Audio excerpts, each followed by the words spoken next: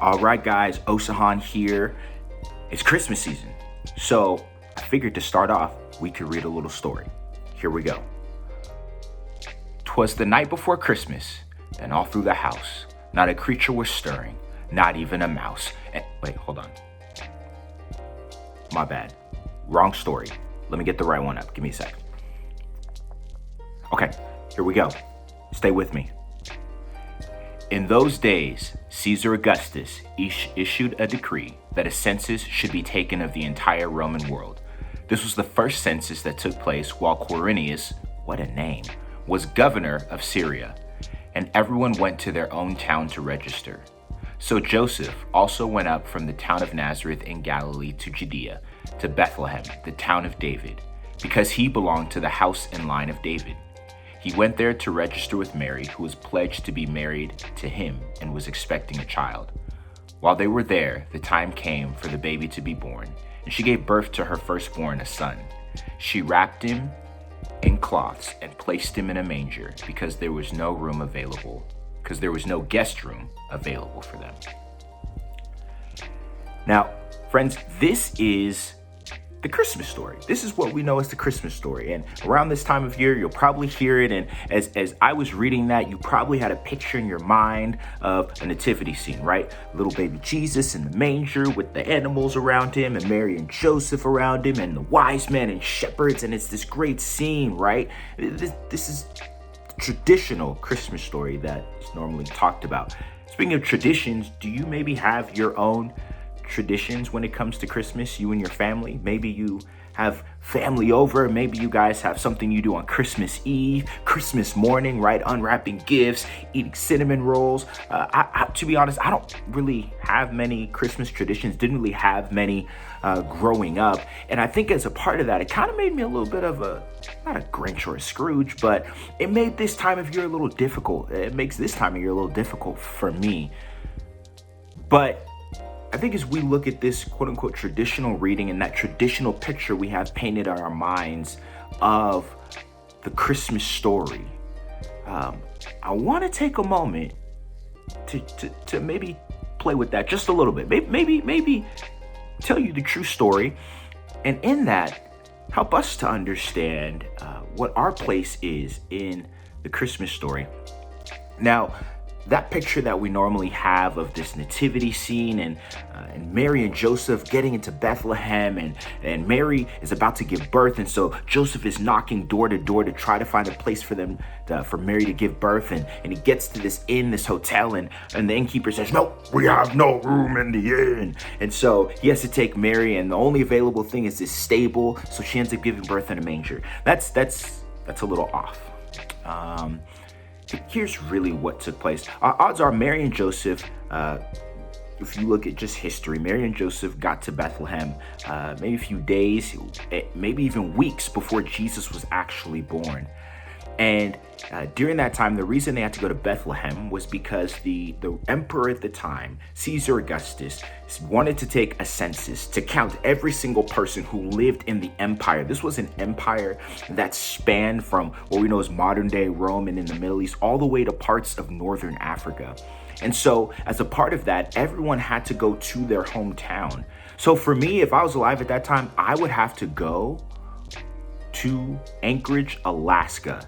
Yes, I know, crazy. Osan was born in Alaska. Fun fact, you just learned something new about me today.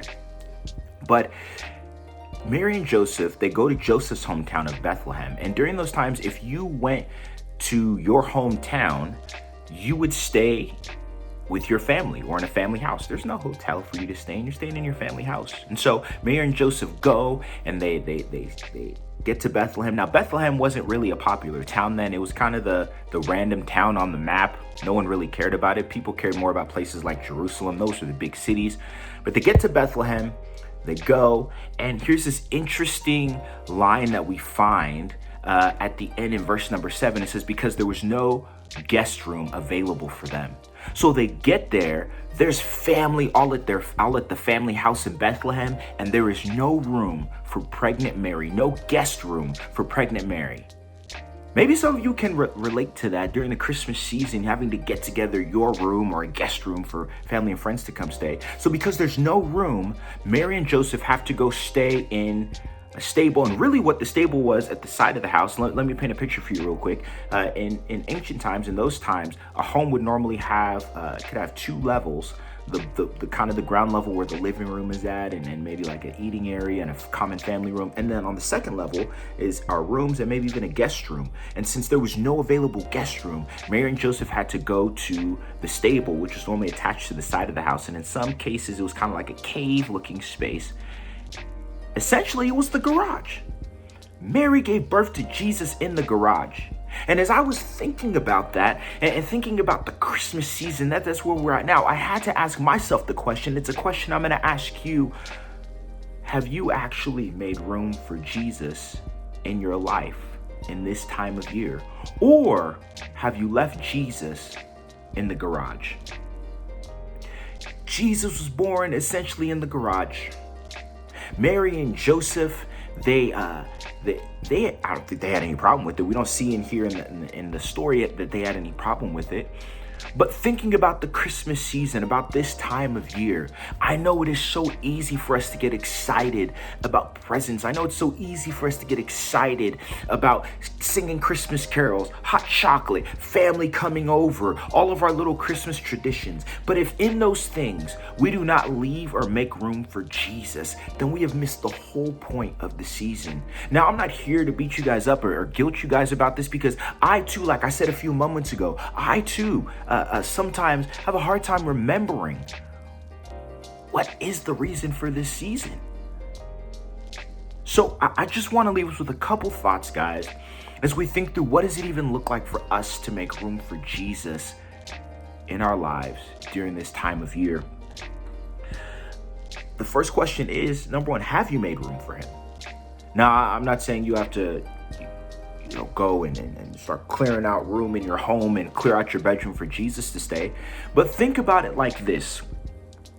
When we make room for someone to come stay in our home, we try to make it special. You're not going to have a guest come over and stay in the garage unless you have a really nice garage that has a special space. But here's what I know. For example, I know most people, what do they do in their garage? They park their car in the garage.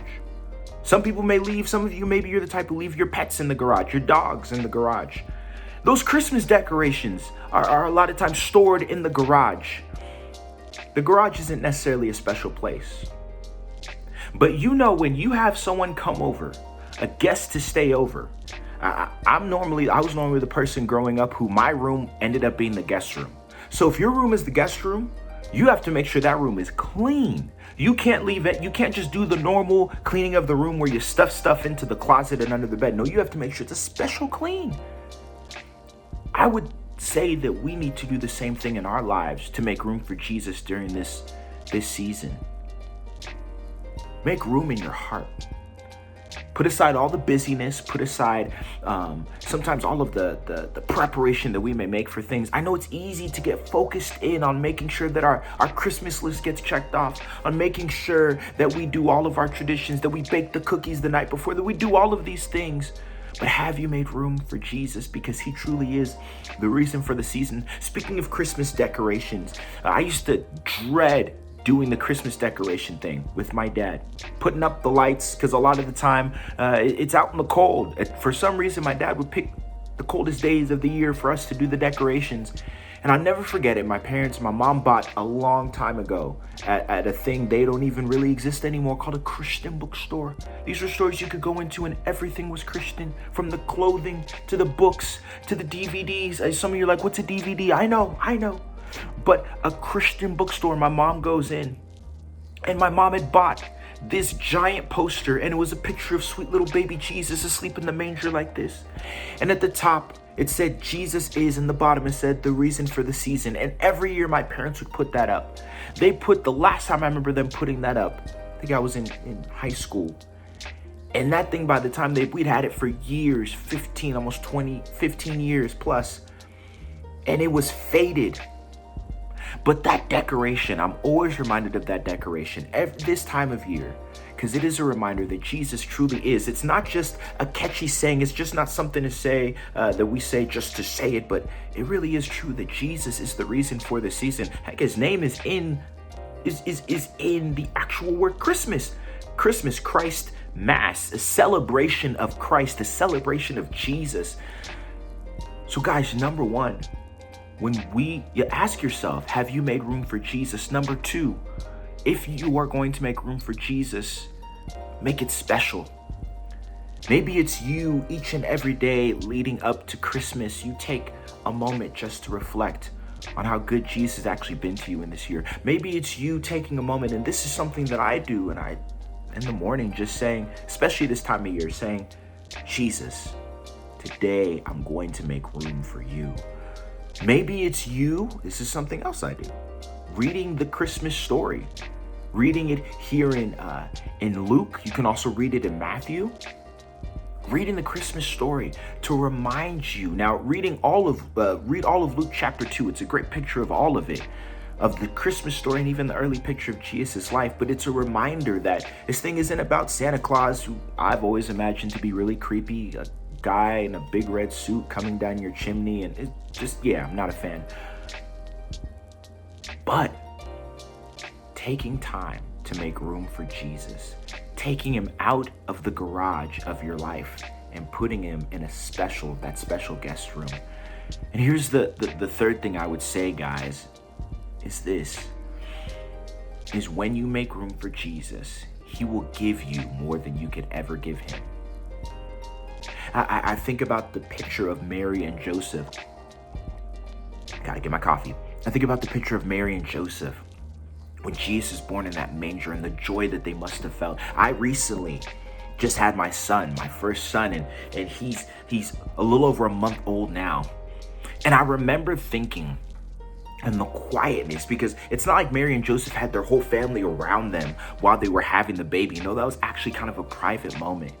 And I remember thinking, sitting in the hospital room right after my son was born and thinking to myself, wow, this is really different compared to being in the hospital when my sister was born and my brother was born. There was a lot of people in there. Even when one of my goddaughters was born, there's so many people in the hospital room. But it was just me, my wife, the doctor, and a nurse. But in that moment, just the few of us, being able to look at our baby and the joy that we felt, the expectation that we felt, the hope that we felt, because we had this gift in our arms. And the same goes when we make room for Jesus. The joy that he will bring us. It's not just a Christmas carol, joy to the world. Truly, that's what Jesus brings us, is joy. And in a year like what 2020 has been, I've talked to some of you, some of the things that you faced in this year, the anxiety that you have wrestled with, the difficulty, the disappointment for some of you who didn't get to maybe experience some of the things, like seniors, not getting to experience some of the things that you normally experience during your senior year.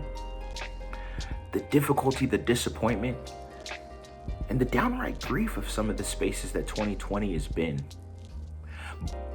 But our happiness is normally based on what's happening to us. Joy is a gift that only God can give us. True joy is a gift that only God can give us. And it is a joy that cannot be taken from us. It is a joy that enables us to smile and even say something as crazy as, like we talked about in our previous series, Gratitude Check, where you can say, thank God it's 2020. Joy, he brings the gift of joy. He brings peace. In Isaiah 9:6, it says this, it says, born to us, a child is born. Unto us a son is given, and the government will be upon his shoulders. And his name will be called Wonderful Counselor, Mighty God, the Everlasting Father, the Prince of Peace. When we look at all of those things, those descriptors of who Jesus is, those are great gifts in our lives. And unto us a son is given, and the government will be upon his shoulders. We can trust that no matter what happens in our world and in our country, that it's all on Jesus' shoulders, that he will work it out for good. This is, and his name will be called Wonderful Counselor. He's the one that when we are stressing out, that when things maybe aren't going our way, that when we have our questions and the great question, why, right? Why is all this happening? He's a counselor that can give us and point us in the right direction. Mighty God, There's nothing too great and too difficult for him. This is the same God. Think about Jesus. He's born on this day in Christmas, and then 33 years later would die a brutal death on a cross. And yet 3 days after that would be resurrected, raised to life from the dead. There is more historical evidence that Jesus lived, died, and rose again than there is that Abraham Lincoln even existed. Crazy, I know. But Jesus raised from the dead to show us that death has no hold and that he is greater than even death. Mighty God, everlasting Father. He's a father to the fatherless. Some of you, if you're out there and you maybe don't have the best relationship with your father, you can turn to Jesus. He won't let you down. He won't leave you or abandon you, but he'll show you a love that is not based on anything that you can do, but purely because he loves you. He knows you and he loves you. Think about that for a second. He knows you, even the you that no one else sees, the you in private, and he still loves you. And lastly, Prince of Peace. Prince of Peace. When you give him the opportunity, these are wonderful gifts that he can give that are far greater than anything you can give. So friends, my encouragement to you, and I know on this day, where we are, it's December 6th right now, so we're 19 days out, not even 12 days of Christmas, 19 days away from Christmas. I would encourage you, ask yourself, have I made room for Jesus? And if not, whether I have or haven't, have I made it a special room, a special place? And lastly, when I make room for him, I can trust and know that what he'll give me, the gifts he'll give me, is far greater and better than anything I can ever give him. Allow me to pray for us for just a moment. Jesus, I thank you so much for this time of year, a time of year where we can celebrate you, Christ Mass, Christmas, a celebration of you, Jesus, and your birth, and what your birth means and symbolizes for us and for all of humanity.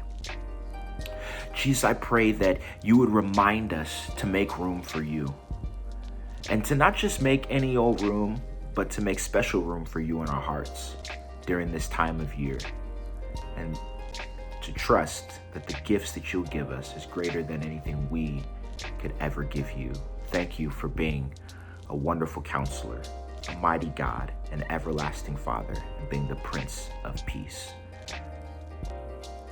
And I pray for anyone who during this time of year, maybe this time of year is a little difficult for them, because maybe they lost a loved one during this time of year, or this time of year brings up difficult memories or any sort of stress or anxiety. I pray, God, more than ever, that you would truly be the Prince of Peace in the middle of all of that. In our families, in our homes, help us to shine a light of peace even in our homes. In Jesus' name, amen.